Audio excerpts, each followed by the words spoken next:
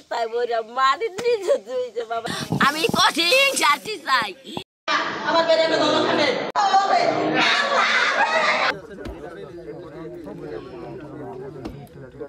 উমরদী মাতবরকান্দি গ্রামের এই ডোবা থেকে মঙ্গলবার উদ্ধার করা হয় স্থানীয় বিএনপি নেতা খবির সর্দারের মরদেহ।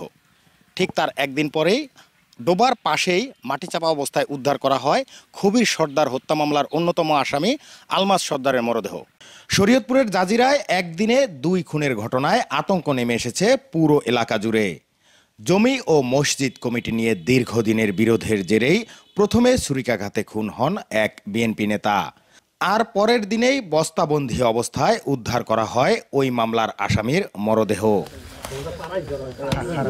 গত 26 আগস্ট বড়কান্দি ইউনিয়নের উমরদী মাতবরকান্দি গ্রামের এই ডোবা থেকে উদ্ধার হয় খবির সর্দারের মরদেহ। হত্যার অভিযোগ ওঠে একই গ্রামের আলমাস সর্দার ও তার সহযোগীদের বিরুদ্ধে। নিহতের পরিবারের অভিযোগ, ভোর সকালে মসজিদে মাইকের আজান ও বয়ান প্রচার করায় ক্ষিপ্ত হন আলমাস। তর্কে জড়িয়ে পড়েন ইমাম ও মসজিদ কমিটির সদস্যদের সাথে। বিষয়টি নিয়ে প্রতিবাদ করেন খবির সর্দার। এরই জেরে পরিকল্পিতভাবে ছুরিকাঘাতে হত্যা করা হয় তাকে। আলমাস সহ 18 জনের নাম উল্লেখ করে অজ্ঞাত আরও 20-25 জনকে আসামি করে জাজিরা থানায় হত্যা মামলা করেন নিহতের ভাই দানেশ সর্দার। নামাজের পরে যে হুজুরে ডাকে যে আপনারা নামাজের জন্য আসেন, এরকম বিষয় নেই এটার সূত্রপাত হয়েছে গ্যামজামের। ওইখান থেকেই দেখা যায় 2 পক্ষের মারামারি সেই জায়গায়। এই ফজরের নামাজের সময় হুজুর বয়ান করছে যে আপনারা ঘুম থেকে ওঠেন, আজান হয়েছে, নামাজে আসেন।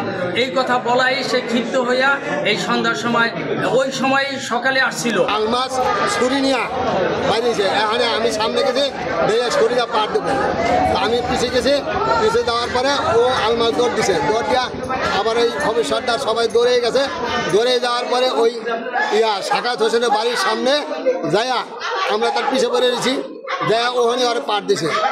খবির হত্যাকাণ্ডের পর থেকেই খোঁজ মিলছিল না অভিযুক্ত আলমাস সর্দারের।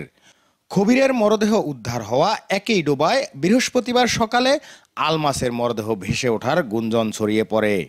তবে সেখান থেকে উদ্ধার হয়নি আলমাসের মরদেহ। বৃহস্পতিবার রাতে ডোবার পাশেই একটি পরিত্যক্ত বসতভিটা থেকে দুর্গন্ধ বের হলে সন্দেহ হয় স্থানীয়দের। খবর পেয়ে ঘটনাস্থলে এসে মাটি চাপা অবস্থায় বস্তাবন্দি আলমাসের মরদেহ উদ্ধার করে পুলিশ।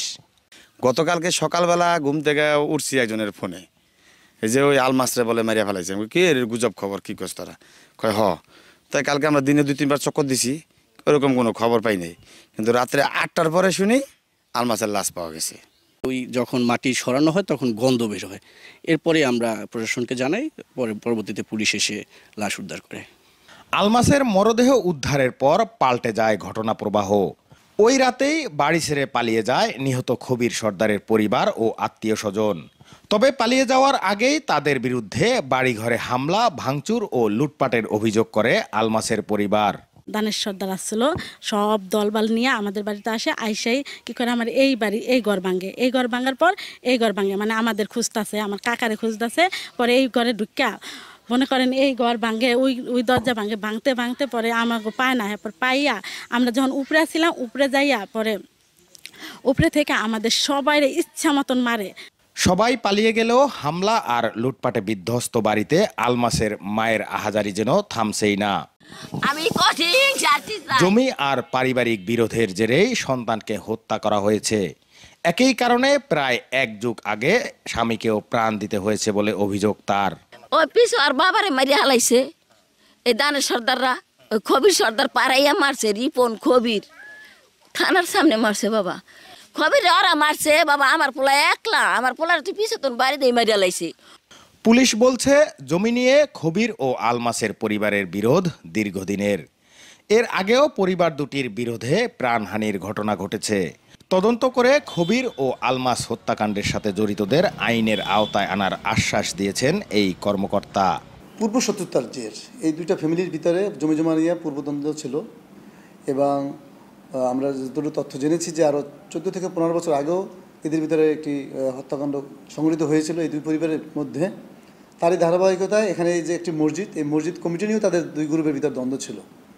তদন্ত অব্যাহত আছে এবং এলাকার আইনশৃঙ্খলা স্বাভাবিক আছে, আমাদের পুলিশ মোতায়েন আছে। নিহত খবির সর্দার বড়কান্দি ইউনিয়ন বিএনপির যুগ্ম আহ্বায়ক ছিলেন, আর আলমাস সর্দার সক্রিয় রাজনীতিতে না থাকলেও ছাত্রলীগের সমর্থক ছিলেন বলে জানান স্থানীয়রা। তবে হত্যাকাণ্ড দুটি কোনো রাজনৈতিক বিরোধ নয়, বরং পারিবারিক দ্বন্দ্বের জেরেই সংঘটিত হয়েছে বলে জানিয়েছে পুলিশ ও স্থানীয়রা। এই দুইটি হত্যাকাণ্ডে পুরো এলাকায় চাঞ্চল্যের সৃষ্টি হয়েছে। পুরো এলাকাটি এই মুহূর্তে পুরুষ শূন্য হয়ে পড়েছে।